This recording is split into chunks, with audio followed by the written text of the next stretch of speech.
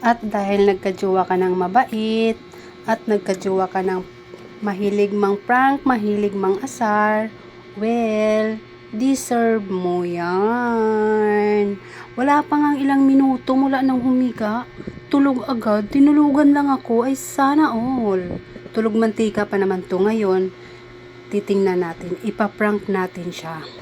Kunyari may taong nakapasok, magbubunit ako. Tingnan nyo naman yan pagtulog. Wala talagang pakialam sa mundo. Wala talaga siyang kaalam-alam. Tulog mantika talaga tong taong to. Kahit ugayin mo pa ng ugayin lang, wala pakialam sa mundo. Well, ngayon, malalaman natin kung talagang wala ba siyang pakialam. Pag siya hindi nagulat, ibig sabihin, wala effect. Pero pag nagulat, effective.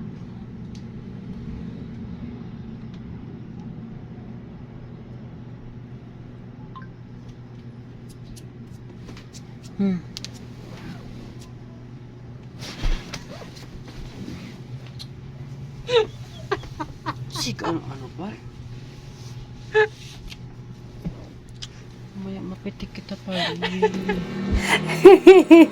So, umipik. Ngayon, gagawin na natin yan palagi. Kasi effective pala yun. Yun lang pala.